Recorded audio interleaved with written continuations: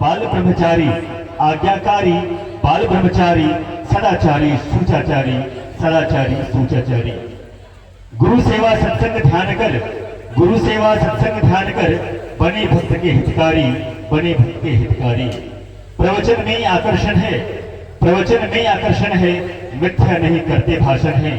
प्रवचन में आकर्षण है, मिथ्या नहीं करते भाषण है। बाल दाढ़ी है मुड़े हुए, सदगुरु ज्ञान में पके हुए, सदगुरु ज्ञान में पके हुए। अतिरिक्त ध्यान भजन के, अतिरिक्त ध्यान भजन के प्रेमी बड़े आचार्य हरिनंदन के, प्रेमी बड़े आचार्य हरिनंदन के। सरस सारगर्भित प्रवचन सुने स्वामी गुरुनंदन के, स्वामी गुरुनंदन के। हे स्वामी जी, हम श्री भजनाथ की ओजस्वी पीयूषमणि पासु हैं।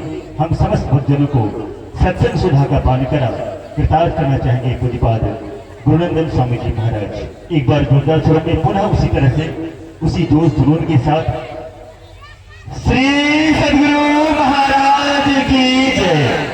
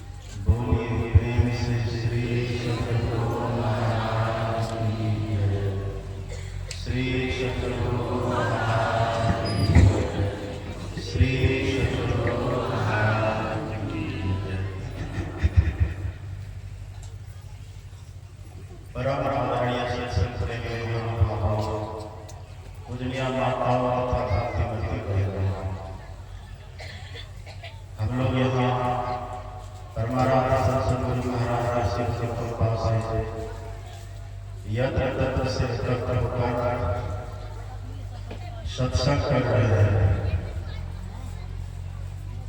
प्रार्थना आपने सुना, लंका की धरती पर हनुमान जी खड़े हैं। राम भगवान ने हनुमान को सीता की खोज के लिए भेजा और भगवान श्री राम हनुमान को दूत बना करके सीता की खोज करने को भेजे हैं। साथ साथ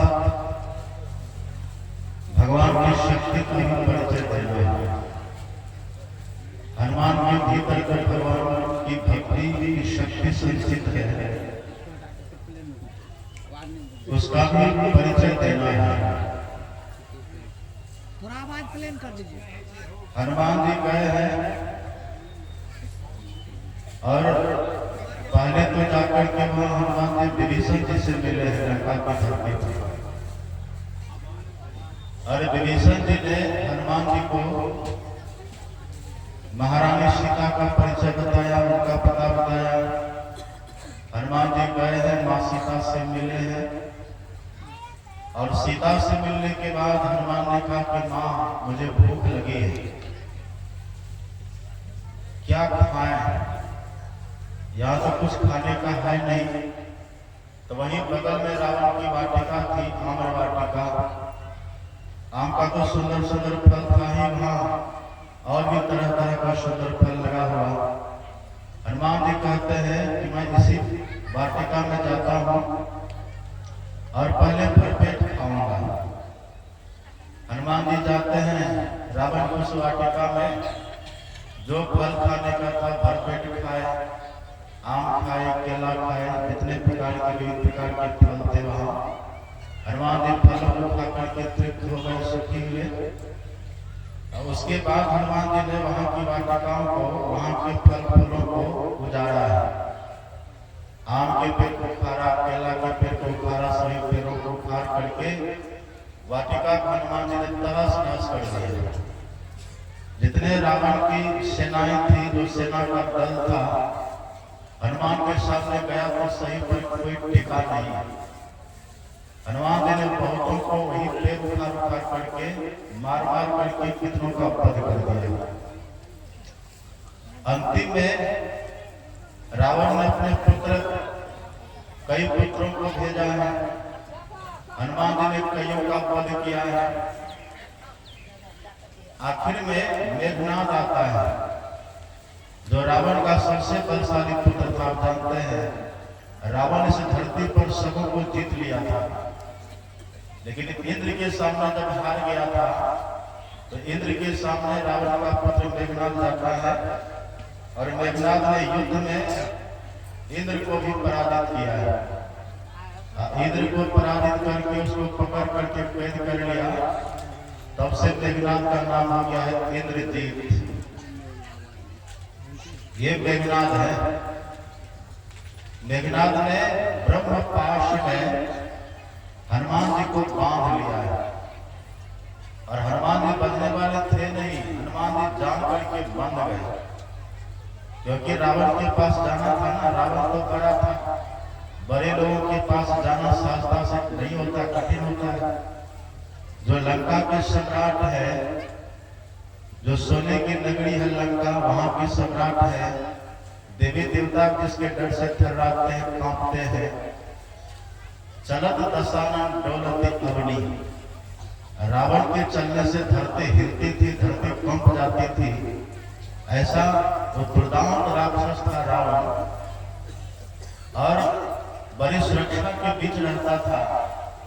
ऐसे रावण के पास जाना है और राम की शक्ति दिखाना है, भगवान की शक्ति उसको दिखाना है, तो किसी का माध्यम तो चाहिए। इसलिए हनुमान जी जानबूझ करके मेघनाद के ब्रह्मपाश में बंद जाते हैं। अब बंद करके तो रावण के दरबार में जाते हैं। यद्यपि बंधने वाले थे नहीं, जो संत होते हैं ना, वो किसी के बंधन में नहीं आते। कोई सोचे कि संत को हम बांध ले, संत को पकड़ ले, कोई पकड़ नहीं सकता, कोई बांध नहीं सकता। जो वास्तव में संत होते हैं, सभी तरह के बंधनों को खोल करके, शरीर के बंधन को खोल करके, इंद्रियों के बंधन को खोल करके, मन बुद्धि के बंधन को खोल करके, आसक्ति मोह के बंधन को खोल करके जो संत हो जाते हैं, उनको बांधने वाला दुनिया में कोई बंधन नहीं होता है। भिद्यते हृदय ग्रंथिस छिद्यन्ते सर्व संशया क्षीयन्ते चाश कर्माणि तस्मिन् दृष्टि पड़ा भरे। संत वो होते हैं जो हृदय की ग्रंथि को खोल लेते हैं। सबके भीतर में ग्रंथि है। जीव है चेतन, शरीर है जड़। जीव है अमर, शरीर है मर। जीव है अविनाशी, शरीर है विनाशी। ये जड़ चेतन की ग्रंथि पड़ गई है। हम चेतन है, शरीर है हमारा जड़। मन जड़ है, बुद्धि जड़ है, चित्त जड़ है, अहंकार जड़ है। ये सब जड़ है। स्थूल शरीर जड़ है, सूक्ष्म शरीर जड़ है, कारण शरीर जड़ है, महाकारण शरीर जड़ है। ये सब जड़ है। और हम है चेतन, जीव है चेतन। ये जड़ चेतन की ग्रंथि पर गई है, ये जीव जड़ के बंधन में आ गया है, ये जीव शरीर के बंधन में आ गया है। इसी को संत राधा स्वामी साहब कहते हैं, पहला बंधन परा देह का, और दूसर क्रिया जान, और तीसर बंधन पुत्र विचारो, चौथा नाती मां। और नाती के फिर नाती होवे तब को कौन ठिकान। ये सब बंधन बंधन है, लेकिन सबसे जो पहला बंधन है वो देह का ही बंधन है। इसी देह के बंधन में हम बंध गए। और जब लोगों की स्थिति हम देखते हैं, देख करके बड़ी दया आती है, भीतर दुख जाता है, द्रवित हो जाता है। हर तरह की व्यवस्था, हर तरह की सुविधाएं हैं, लेकिन देह रूपी कैद खाना में जो कैद होकर के पड़े हुए हैं, तरह तरह के दुखों से हम दुखी होते रहते हैं, विवश हो जाते, कोई बस नहीं चलता लोगों का, विवश है, परेशान है, सब दुखी है। पर संत वो होते हैं जो सभी बंधनों को तोड़ दिए। देह का बंधन भी तोड़ देते हैं, मन का बंधन, बुद्धि का बंधन, चित्त का बंधन, अहंकार का बंधन, मोह का बंधन, ममता का बंधन, आसक्ति का बंधन, अपने पराये का बंधन, शत्रु मित्र का बंधन। जिसके जीवन में कोई बंधन हो ही नहीं, जो बिल्कुल आजाद पंछी की तरह अध्यात्म के व्योम वितान में, साधना के व्योम वितान में जो उड़ान भरते, वही तो संत, वही तो साधु होते। जड़ चेतन की ग्रंथि को जो खोल लेते, हर तरह के बंधन को जो मिटा देते, तोड़ देते, वही तो संत होते। एक बार जो साधना करके अपने बंधन को खोल लेना, फिर कोई बांधने वाला उसको नहीं होता। आप देखिए, आप दूध से घी को निकालते हैं ना, पहले तो दूध में घी मिला हुआ रहता है। जब तक दूध में घी मिला हो, आप दूध को गर्म करिए तो घी भी गर्म हो जाता है। दूध को ठंडा कर दीजिए, घी भी ठंडा हो जाएगा। दूध बहे तो घी भी बह जाएगा, क्योंकि मिला हुआ है ना। जब तक दूध के भीतर में घी है, तब तक दूध के साथ साथ जो होगा वो सब घी के साथ होता है। लेकिन एक बार यदि कोई दूध को मत करके उसके भीतर से घी निकाल ले, तब उसमें फिर से घी को रखे तो घी कभी मिलेगा? संभव है दोबारा? एक बार यदि कोई दूध को मत करके उसके भीतर से घी को निकाल ले, अब कितना भी प्रयास करके आप हार जाएंगे, थक जाएंगे, लेकिन किसी भी तरह से, किसी भी तरीका से आप फिर चाहिए कि हम घी को उसमें मिला दें, संभव है? फिर दोबारा नहीं मिलता है। चाहे कितना भी गर्म करिए, कितना भी ठंडा करिए, कितना भी आप मेहनत कर लीजिए, कितना भी परिश्रम कर लीजिए, कोई भी उपाय कर लीजिए, यदि एक बार दूध के भीतर से घी मत करके बाहर हो गया, फिर दोबारा नहीं मिलता है। लेकिन जब तक मिला हुआ था, तब तक दूध गर्म तो घी भी गर्म, दूध ठंडा तो घी भी ठंडा, दूध बहा तो घी भी बहा। एक बार अलग हो गया, फिर कोई उपाय आपका काम नहीं आएगा, फिर से मिल नहीं सकता। ऐसे ही अभी तो आप और हम इस देह के बंधन में हैं। ये आंख देख रही है क्या? नहीं, नहीं, देखने वाले हम हैं। ये कान सुन रहा है क्या? नहीं, नहीं, सुनने वाले हम हैं। ये मुंह नहीं बोलता, मुंह के माध्यम से बोलने वाले हम हैं, मुंह तो माध्यम है। ये हाथ काम करता है, नहीं, नहीं, हाथ में हम है ना, तब काम करता है। अभी देखते माइक है ना मेरे सामने, ये माइक बोल रहा है। यदि माइक में करंट ना हो तो बोलेगा माइक? एक माध्यम है, इसमें करंट आ रहा है जिसका हमको पता नहीं है। वो करंट जब तक माइक के भीतर है ना, तब तक ये माइक बोलेगा। ऐसे ही शरीर में जब तक हम है, जब तक चेतन है ना, तब तक शरीर से काम होता है। अभी देखिए, सब जगे हुए है ना, सब अपने अपने आंखों से देख रहे हैं, जो सामने वो सब दृश्य दिख रहा है। अभी आप जगे हुए हैं, मिश्री खा लीजिए, आपको मीठी लगेगी। नीम का रस पीजिए या फिर करेला का रस पीजिए, आपको तीता लगेगा, कटु लगेगा। मिश्री खाए तो मीठी लगी, और करेला का रस पिए तो कटु लगा, नीम का रस पिए तो कटु लगा। लेकिन जब आप ही सो जाते हैं गहरी नींद में, अथवा आप सपना देखते रहते हैं सोने के बाद, आप सपना देख रहे होते हैं, आगे सटिए आप लोग, आगे सर जी बाधा मत करिए, शांति से बैठने दीजिए।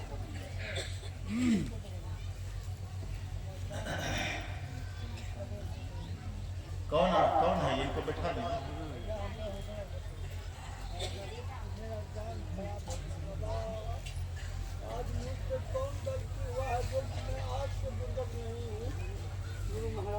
बैठ जाइए कम जगह लेकर बैठ जाइए तो उस बगल चले जाइए।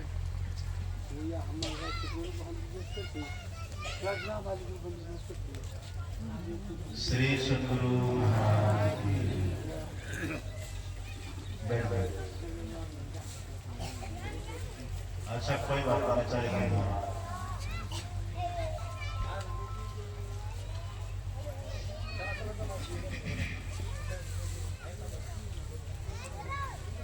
क्या कह रहे थे हम? पंडाल में है कि नहीं आप लोग? कभी काल तंड आता पंडाल में भाग जाता है। नित्य प्रति दर्शन साधु के और साधु के संग, तुलसी का ही उपयोग के ना लगा हरि रंग। हम सत्संग में रहते हैं, साधु महात्मा का दर्शन भी करते हैं, प्रवचन भी सुनते हैं, पर कभी कल रंग नहीं चढ़ता है। कारण क्या है? कारण बस यही होता है, मन तो रमे संसार में, तन साधन के संग, तुलसी याही वियोग ते ना लागा हरि रंग। तन को बैठा देते सत्संग में, मन कहाँ कहाँ दौड़ता रहता है, ये किसी को पता नहीं है, ये कोई नहीं जानता। इसीलिए तन के यहाँ रहने के बाद भी, यहाँ आकर के बैठने के बाद भी लोगों पर सत्संग का रंग कभी काल नहीं चढ़ता। देखते जब दुख आता है ना, लोग कितने दुखी हो जाते हैं, लेकिन दुखों से बचने का जो उपाय है वो करने के लिए कोई तैयार नहीं है। वेदव्यास जी ने बहुत सुंदर एक श्लोक लिखा, पढ़ेंगे महाभारत। संत वेदव्यास, जिनकी बात मैंने प्रातःकाल कही थी आपको, ये आत्मोन्नति के शिखर पर पहुंचे हुए संत हैं वेदव्यास। वेदव्यास जी कहते हैं, पुण्य फल मिच्छन्ति पुण्य मिच्छन्ति मानवा, पाप फल न मिच्छन्ति पापं कुर्वन्ति यद्यथा। पुण्य का फल सुख सभी व्यक्ति चाहते हैं, लेकिन पुण्य करना कोई नहीं चाहते। पाप का फल कोई नहीं चाहते, पर रात दिन हठात बलात् दुराग्रह पूर्वक हम उसी में लगे रहते हैं। इसीलिए दुख होता है जीवन में। जब दुख आता कोई बांटने वाला नहीं होता, हम भीतर से व्यथित होते, बहुत परेशान होते।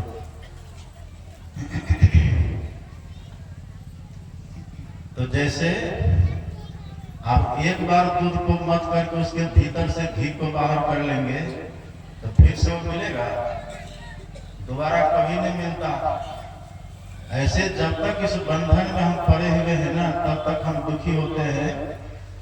एक बार जिन्हें दूध के मथन से निक्षत है घी जतन से, अतिमि ध्यान के लगन से परब्रह्म ले निहारा।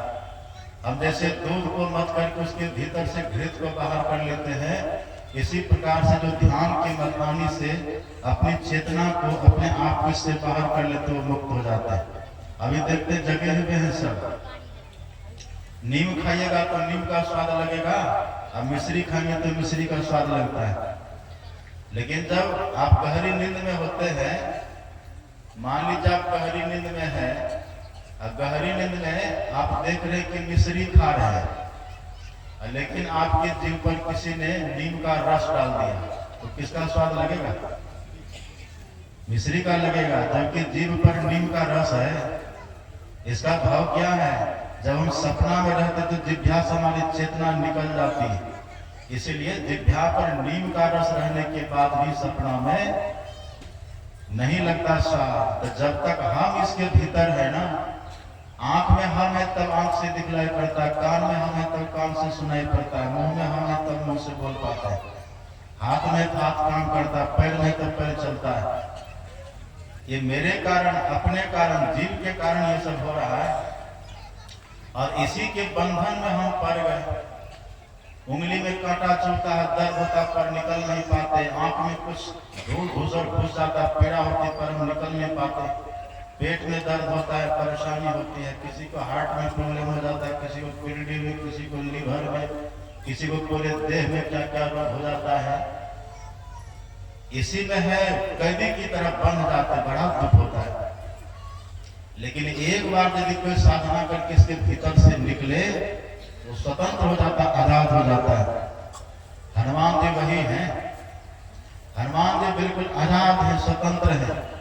जान बुझ करके मेघनाथ के बंधन में ब्रह्मपाश में बंध गए। अब बंद करके जब मेघनाथ हनुमान जी को रावण के दरबार में ले गया तो रावण के दरबार में हनुमान जी गए। अब वहां जाकर के अब देखिए हनुमान के पास कुछ भी नहीं है और हनुमान जी के तन पर वस्त्र भी पूरा पूरा नहीं रहता था। एक लंगोटी मात्र पहन करके हनुमान जी रहते थे, एक लंगोटी पहने हुए और हाथ में एक गदा। ऐसे हनुमान जी कुछ इनके पास नहीं है। और रावण के पास देखिए कितना क्या है। रावण के पास सोने की नगरी लंका है, मेघनाथ ऐसा पुत्र है, मंदोदरी ऐसी पत्नी है और जितने देवी देवता थे रावण ने सबको बस में करके रखा था। वरुण, कुबेर, पवन जितने देवता हैं सबको बस में करके रावण ने रखा है। और रावण जब चलता था ना तो धरती हिल जाती थी। चलत दशानन डोलती अवनी और गर्जत गर्भ श्रवहि सूर्यरमणी। एक बार गरज देते थे ना तो वहां स्वर्ग में देवताओं की स्त्रियों का गर्भपात हो जाता था। कैसे बलशाली था रावण, कल्पना करिए। रावण के पास सब कुछ था, हनुमान के पास कुछ नहीं है। लेकिन जब रावण के दरबार में हनुमान गए हैं ना तो हनुमान का सर गौरव से ऊंचा है, गर्व से ऊंचा है। रावण सामने बैठा, सुना ना अपने पाठ में, रावण बैठा हुआ अपने सिंहासन पर, हनुमान जी खड़े हैं, हनुमान जी सामने खड़े हैं, रावण सिंहासन पर बैठा हुआ है। एक आदमी इधर रहिए, इधर एक आदमी इधर कोई कुर्सी लेकर बैठिए। ये सब बहुत चंचल होते हैं। इधर एक आदमी, इधर एक आदमी, इधर।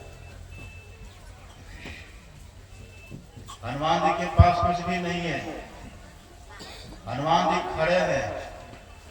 लेकिन हनुमान जी कहते हैं रावण से कि रावण, ऋषि पुलस्त कुल विमल मयंका अत्यहि शशि जनि महु होहु कलंका। हे रावण, तुम पुलस्त ऋषि के कुल में जन्म लिए हो ना, इसलिए पुलस्त ऋषि का कुल बड़ा पवित्र है। इस कुल में जन्म लेकर के तुम इस ब्राह्मण कुल में, इस पवित्र कुल में कलंक मत हो, कलंक मत बनो।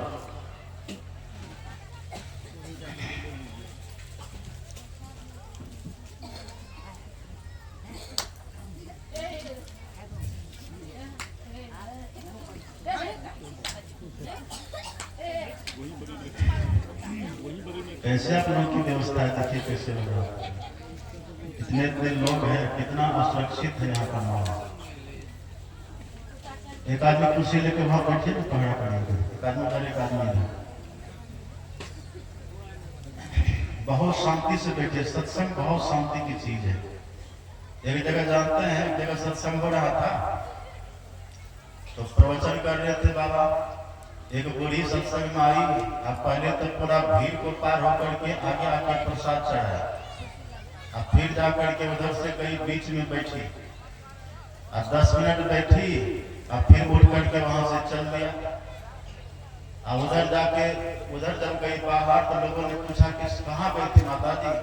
कहा सत्संग में गए थे। तो सत्संग सुने? हाँ सुने। क्या हुआ सत्संग में, क्या कह रहे थे? कहा कि बाबा बोल रहे थे दिल्ली में कुत्ता बीमार है। ये कौन प्रवचन हुआ? कुत्ता तो कहीं भी बीमार होता है। कहा अपने आंख कान से सुने, वहां गए, बैठे, अपने कान से सुने, महात्मा जी ही बोल रहे थे दिल्ली में कुत्ता बीमार है।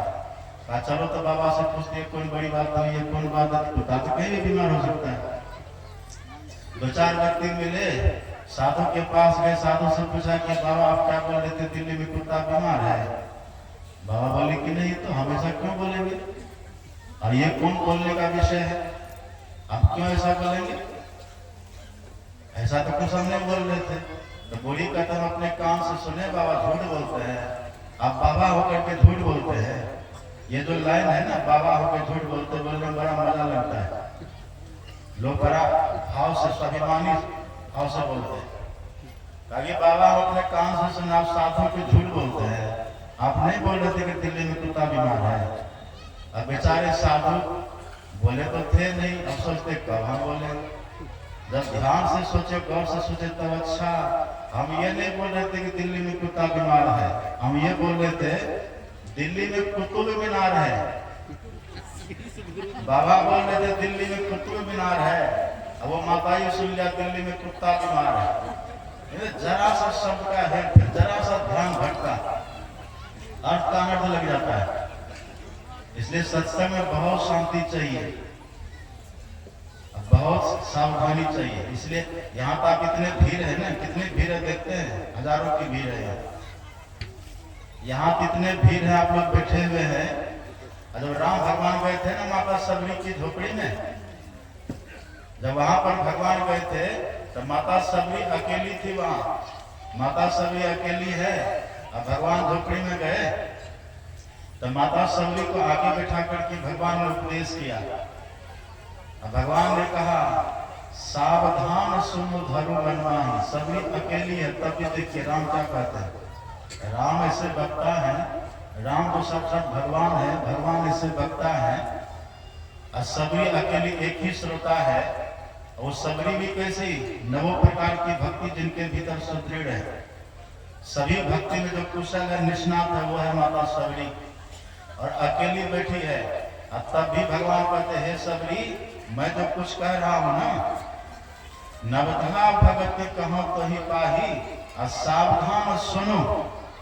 हे सबरी सावधान होकर के सुनो, और धरु मन माही, मेरे बातों को सावधान होकर के सुनो और मन में धारण करो।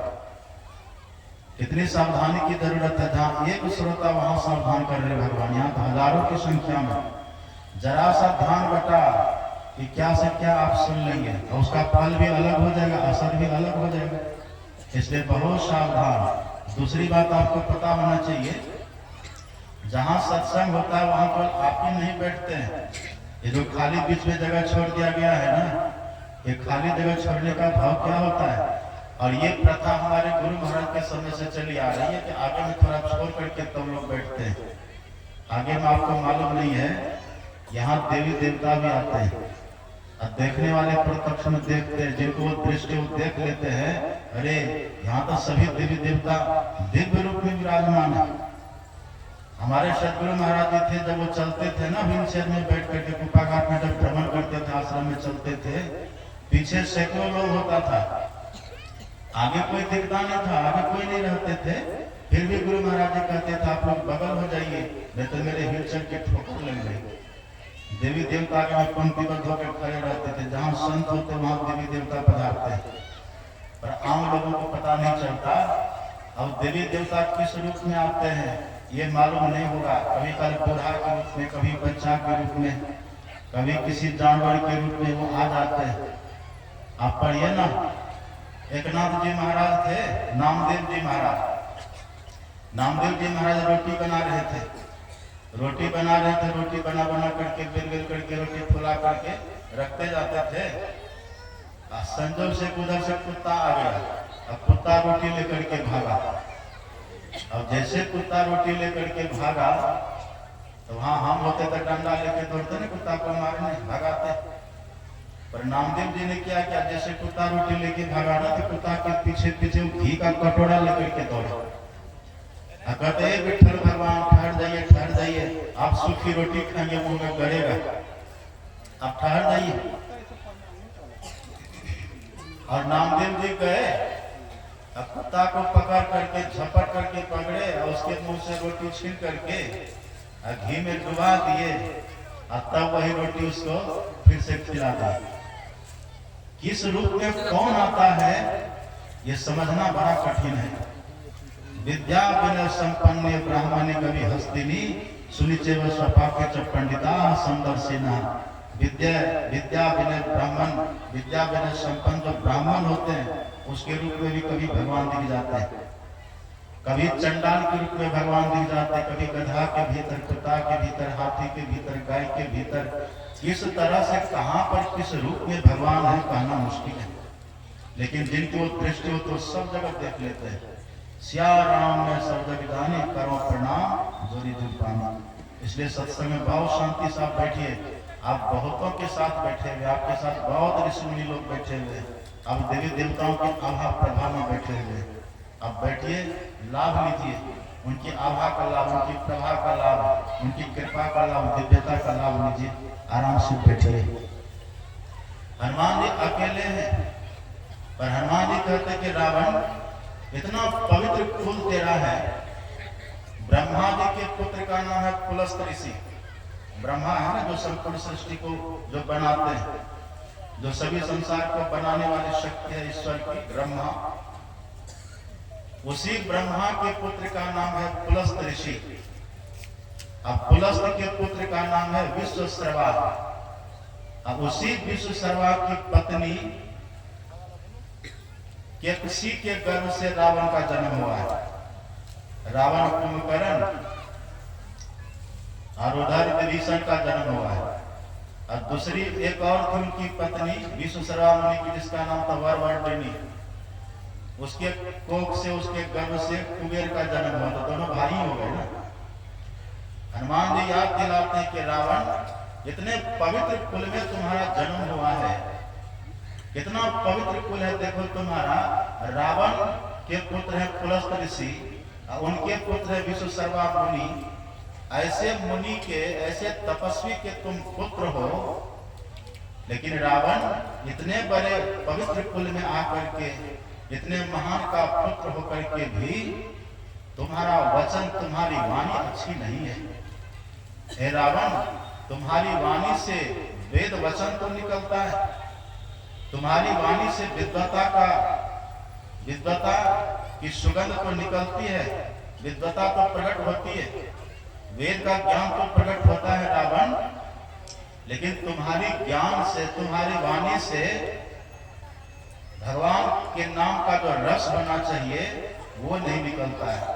भगवान की भक्ति का जो रस होना चाहिए वो नहीं निकलता है। और हनुमान जी कहते हैं राम नाम बिनु गिरा न स्वाहा। आप जानते हैं रावण कैसा था? ये रावण चारों वेद इसको कंठस्थ था। आप पढ़ेंगे रावण का इतिहास। रावण को चारों वेद कंठस्थ था, आप कल्पना करिए। और आप जानते हैं रावण को पढ़ाने के लिए ऐसे महापुरुष कहते हैं कि रावण को पढ़ाने के लिए खुद ब्रह्मा जी आते थे।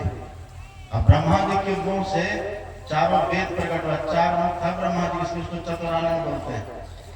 चार मुंह वाले को चतुरानन कहते हैं। तो ब्रह्मा जी का चार मुंह और चारों से, ऐसा लिखा है भागवत में कि चार वेद प्रकट हुआ है। अब कल्पना करिए, जिसके मुंह से वेद प्रकट हुआ है वही ब्रह्मा जी आते थे रावण को पढ़ाने के लिए। कैसा होगा रावण? जैसे आपके घर में कोई मास्टर आता है ना बच्चे को पढ़ाने के लिए, ऐसे ब्रह्मा उनको पढ़ाने के लिए आते थे रावण को। और यदि कभी कल ब्रह्मा जी पाने में विलंब होता था, उसको गेट पर ही रोक देते थे रावण। नहीं, आज वापिस जाइए, कल फिर आइएगा। कल्पना करिए, चारों वेद को कंठस्थ कर लिया है। अब पुत्र किसका है? विश्वश्रवा मुनि। अब विश्वश्रवा मुनि कोई साधारण नहीं है। एक बार पार्वती गई थी वहां बैकुंठ में, लक्ष्मी जी के पास। बैकुंठ में तो लक्ष्मी रहती है ना, तो पार्वती गई थी बैकुंठ। अब बैकुंठ में रहती है लक्ष्मी, तो लक्ष्मी के पास जब गई है पार्वती, तो लक्ष्मी जी ने पार्वती का कोई सम्मान नहीं किया। उल्टे लक्ष्मी ने कहा तेरा क्या सम्मान करेंगे, तो भिखारी की पत्नी है।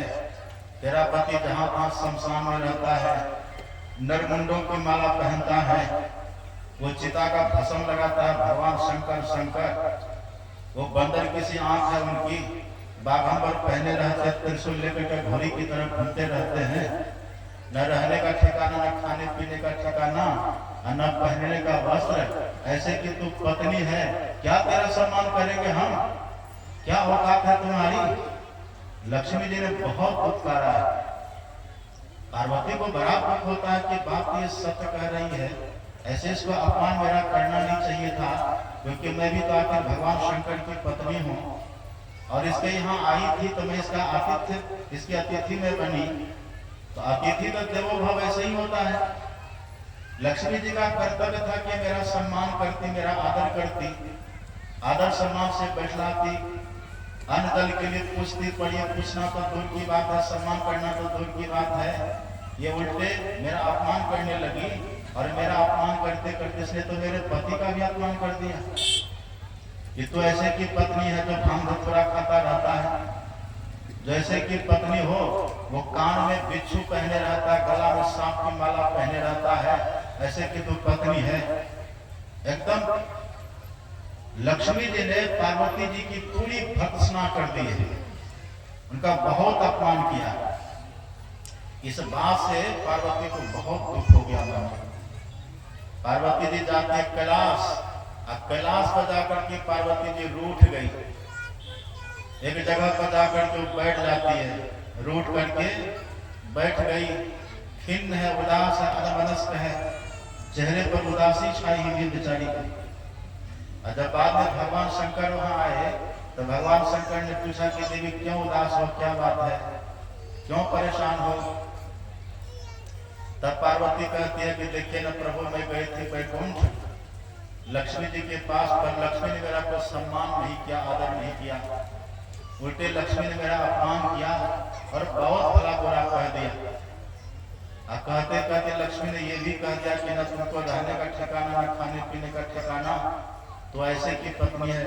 वास्तव में पतिदेव आपने तब तक कुछ व्यवस्था भी नहीं की है न रहने के लिए, अपना तो कोई घर द्वार है नहीं रहने का, कभी से पेड़ के नीचे रहते हैं, कहीं वहां उस पेड़ के नीचे रहते हैं। भगवान शंकर को बहुत बुरा लगा। और आप जानते हैं ना, पत्नी है जिसका आप पानी ग्रहण करते हैं ना, जो पत्नी बने तो पत्नी का परवरिश करना चाहिए। भगवान शंकर ने देखा कि पार्वती मेरी अर्धांगिनी है, मेरी पत्नी है, और इसको ऐसा भला बुरा कह दिया। भगवान शंकर बहुत दुखी। तत्काल भगवान शंकर ने विश्वकर्मा को बुलाया। अब विश्वकर्मा को बुला करके भगवान शंकर कहते कि देखो विश्वकर्मा, तुम एक ऐसा नगर बनाओ, जैसा नगर, जैसा दिव्य नगर तीनों लोकों में कहीं भी ना हो, ऐसा एक दिव्य नगर बनाओ। और विश्वकर्मा जी भगवान शंकर की बात को मान करके गए और समुद्र में अलका समुद्र में गए, त्रिकुट पर्वत वहां, और उसी त्रिकुट पर्वत पर जाकर के, सुनिए ध्यान से बैठ, उसी त्रिकुट पर्वत पर जाकर के समुद्र में विश्वकर्मा ने एक दिव्य सुंदर सोने की नगरी लंका बना करके तैयार किया। लंका बन गई और विश्वकर्मा फिर आते हैं भगवान शंकर के पास, देखिए प्रभु आपने जो कहा था ना लंका बनाने, सोने की नगरी, दिव्य नगरी, वो मैंने बना के तैयार कर दिया है। जैसे भगवान शंकर ने देखा बड़े खुश हुए, अब पार्वती ने जैसे देखा बस दौड़े हैं उसमें रहने के लिए। पर भगवान शंकर कहते कि ठहरो देवी, नया घर बने ना तो बिना उद्घाटन का नहीं रहना चाहिए, ऐसे अगर नया नगर भी बने, नया कोई शहर बने तो बिना उद्घाटन का उसमें रहना उचित नहीं है। इसीलिए ये नगर तुम्हारे लिए बना है देवी, पर जब तक इसका उद्घाटन न हो जाए ना तब तक इसमें रहना उचित नहीं है। हम पहले इसका उद्घाटन करवाते हैं। उद्घाटन किससे करवाएंगे? ऐसा कोई विद्वान हो, पंडित हो, कोई दिव्य पुरुष हो, जिनमें दिव्यता भव्यता हो, जिनमें कुछ शक्ति हो, मंत्र का बल हो, तो किसको चुनेंगे? आखिर में भगवान शंकर ने उसी विश्व सर्वा मुनि को चुना जो रावण के पिताजी हैं। तो आप कल्पना करिए, विश्व सर्वा मुनि, इनको भगवान शंकर ने चुना है। जो देवों के देव महादेव हैं, उनको वो भगवान शंकर ने विश्व सर्वा मुनि को चुना उद्घाटन करवाने के लिए। विश्व सर्वा मुनि आए और कर्मकांड करके विधि विधान से उस लंका नगरी का उद्घाटन कर देते हैं। अब उद्घाटन करके तो भगवान शंकर से कहते, लीजिए प्रभु आपने जो कहा था ना वो मैंने कह दिया, ये लंका नगरी का उद्घाटन कर दिया मैंने, अब आप रहिए। भगवान शंकर बहुत खुश हो गए। तब भगवान शंकर ने कहा कि हे ब्राह्मण देवता, हे विश्व सर्वावली, मैं बड़ा खुश हूँ। आपकी जो इच्छा हो, आप जो कुछ मुझसे वरदान मांगना चाहे मांग लीजिए। आज मैं आपको सब कुछ देने के लिए तैयार हूँ। अब भगवान शंकर ने ये बात जैसे कही है विश्व सर्वावली को, बस उसको भीतर में लोभ हो गया। भगवान शंकर ने कहा आप जो कुछ मांगेगा हम दे देंगे। अब ये बात सुनकर के उसको लोभ हो जाता है। अब सर्वावली पंडित जी थे, उनको लोभ हो गया। बस वो कहा कि ठीक है भगवान, यदि आप मुझे कुछ देना चाहते हैं ना कि लंका नगर ही मुझको दे दीजिए। आपको ये कैसा लगेगा? कोई किसी साधु को अपना घर उद्घाटन करने के लिए बुलावे, अब बोले कि बाबा कहिए क्या दक्षिणा क्या दे, तो बाबा बोले कि घर हमको दे दीजिए, तो कैसा लगेगा? वही हाल वहां हुआ। अब भगवान शंकर चौंक गए, झटका लगा। भगवान शंकर सोचते करे ये तो पार्वती के लिए बना था। अब यदि इसको हम नहीं देते हैं फिर तो मेरा वचन भंग हो जाएगा, मेरा वचन झूठा हो जाएगा। अब भगवान शंकर बड़े सत्यवादी हैं। भगवान शंकर झूठ को सहन नहीं करते कभी भी। भगवान शंकर सत्यनिष्ठ है, सत्यव्रती हैं। अब अगर नहीं देते हैं तो भगवान शंकर कहते मेरा वचन झूठा होगा, और यदि हम दे देते तो फिर पार्वती दुखी होगी, क्योंकि पार्वती के लिए बना हुआ है। अब दो तब भी संकट और नहीं दो तब भी संकट, अब करे क्या? अब पार्वती वही बगल में खड़ी है। अब पार्वती धर्म पत्नी, एक होती है पत्नी, एक होती है धर्म पत्नी। पत्नी किसको कहते हैं? पत्नी कहते हैं जो पति की प्रतिष्ठा को मिट्टी में मिला दे, जो पति को पतित कर दे उसको पत्नी कहते हैं।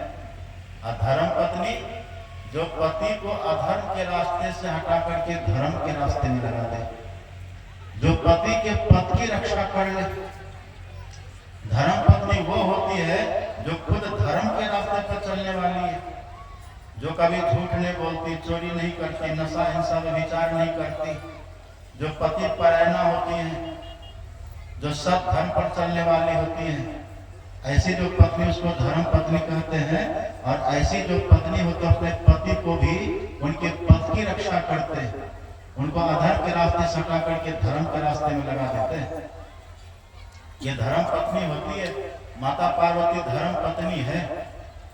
पार्वती जी ने देखा करे ऐसे समर्थ मेरे पति हैं जिनके एक आदेश से लंका नगर बनकर के तैयार हो गया। अब ये धर्म संकट में पड़ गए। यदि ये नहीं देंगे तो वचन झूठा होगा, और मैं तो ऐसे भी रह लूंगी। जब ऐसे समर्थ पति मेरे पास आई है तो फिर हम लेके क्या करेंगे? ये लंका। तो वो पार्वती जी कह देती ठीक है प्रभु आप दे दीजिए इसी को। अब सोचिए भगवान शंकर ने वो लंका नगर दे दिया विश्व सर्वामुनि को। अब विश्व सर्वामुनि वो दे देते कुबेर को, कुबेर को दे दिए। ऐसे विश्व सर्वामुनि पवित्र कुल ब्राह्मण कुल, हनुमान जी कहते देखो तुम्हारे पिताजी कैसे हैं, इतने बड़े ब्राह्मण है तुम्हारे पिताजी, और ब्रह्मा जी के पोता है तुम्हारे पिताजी, और तुम्हारे पिताजी का चुनाव भगवान शंकर ने किया था। ऐसे पवित्र कुल में तेरा जन्म हुआ रावण। अब खुद से तूने वेद पढ़ा है, ब्रह्मा जी ने तुझको पढ़ाया है, इतना सब कुछ होने के बाद भी रावण तेरा दुराचार नहीं गया। रावण तेरी वाणी से वेद वाणी तो निकलती है, तेरी वाणी से विद्वता तो प्रकट होती है, तेरी जात से तुम्हारे पुरखों की पहचान तो होती है, लेकिन तेरा कर्म अच्छा नहीं है रावण। तुम्हारा कर्म तुम्हारे पवित्र कुल में कलंक लगा रहा है। देखिए कैसे दुख गा रहा है हनुमान जी ने। हनुमान जी कहते रावण ऐसे पवित्र कुल को तू कलंकित कर रहा है।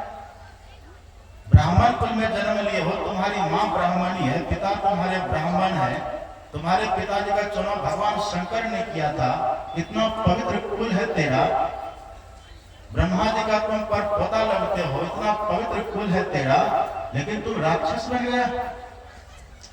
माता पार्वती ने प्रश्न किया है भगवान शंकर से कि प्रभु ये रावण राक्षस क्यों कहलाया? इतने अच्छे कुल का रावण है, इनके पिताजी विश्व सर्वामुनि है, ये ब्रह्मा जी के पर पोता है, इतना पवित्र कुल है रावण का, चारों वेद इसको कंठस्थ है, चतुर्वेदी है रावण। और आप जानते हैं ना, इतना विद्वान था रावण। भगवान शंकर तो रावण के पिताजी को बुलाए थे, लेकिन जब राम भगवान आ रहे थे ना लंका, जब पुल बनाए थे तो पुल का उद्घाटन करना था ना भगवान को, तो पुल पर चढ़ करके जाते हैं लंका। तो पुल का उद्घाटन कौन करेंगे, पुल के लिए पूजा कौन करेंगे? तो उस समय का सबसे बड़ा विद्वान रावण ही था। तब भगवान राम ने रावण को बुला करके पूजा करवा करके तब पुल से पार हुए थे। हनुमान जी वही याद दिला रहे कि रावण इतना इतना तुम विद्वान हो, लेकिन राक्षस तुम बन गया। यही प्रश्न है माता पार्वती का। माता पार्वती प्रश्न करते कि प्रभु ये रावण देखिए कैसा है, इतने महान ऋषि, महान महापुरुष, विश्व सर्वा मुनि, उसका बेटा है ये, चारों वेद इसको कंठस्थ है, यहां तक कि राम भगवान इससे पूजा करवाए हैं। इतना सब कुछ होने के बाद भी ये रावण राक्षस क्यों हो गया? इसका तन तो मनुष्य का ही है, शरीर तो इसका मनुष्य का ही है, आखिर ये राक्षस कैसे हो गया? तब शंकर भगवान ने उत्तर दिया कि देवी सुनो, रावण भी मनुष्य ही था, मानव तो नहीं था रावण को भी, लेकिन रावण के भीतर अवगुण ऐसा था, कुछ कारण ऐसा था, मानव तन में रहकर के वो राक्षस हो गया है। क्या कारण था? भगवान शंकर ने कहा कि देवी रावण के भीतर 4 गुण था, अथवा अवगुण कहिए उसको, क्या सब था? सबसे पहली बात यह थी कि रावण की जो मां थी ना, जो केकसी उनकी मां थी, रावण अपनी मां को बिल्कुल नहीं मानता था, मां का अपमान करता था, मां के प्रतिकूल चलता था। और जो पिताजी थे ना विश्व सर्वा मुनि, जो बड़े धर्मात्मा सदाचारी, जो संध्या वंदन करने वाले, समय से स्नान करने वाले, समय से भोजन साधन करने वाले, ये सब कुछ करने वाले जो रावण के पिताजी थे, रावण अपने पिता की बात को भी नहीं मानता था। भगवान शंकर कह रहा, पढ़े मेरे मन में लिखा हुआ है, मां नहीं मात पिता नहीं देवा। देखिए कैसा था रावण। शंकर भगवान परिचय देते हैं रावण का। इतना सब कुछ होने के बाद हनुमान जी क्यों दुत्कार रहे हैं? हनुमान जी के पास कुछ भी नहीं है। आप कल्पना करिए, रावण के पास सोने की नगरी है, हनुमान जी जंगल झाड़ में रहते हैं, और रावण के अंग प्रत्यंग में सोने जड़े हुए, सोना का आभूषण है, कान में सोना का कुंडल है, कान में है, गला में है, हाथ में है, कमर में है, पैर में है, पूरा शरीर रावण का आभूषणों से जड़ा हुआ है, सदा सड़ा हुआ है। और हनुमान जी के पास देखिए कुछ भी नहीं है, हनुमान जी के पास कुछ भी नहीं है, रावण के पास देखिए सब कुछ है। और रावण जब चलता था तो धरती कांपती थी, और हनुमान जी जब चलते थे तो धरती धन्य धन्य हो जाती थी। और ऐसी भी कथा आती है, रावण जहां पैर रखता था वहां की धरती झुक जाती थी। अब कल्पना करिए ऐसा क्यों होता था, कारण क्या है इसका? देखिए बूढ़ी माता किसी का मेला देखने आया, गजब। बैठिए बैठिए, जल्दी बैठ जाइए। क्या कह रहे थे हम? पंडाल में है कि नहीं आप लोग?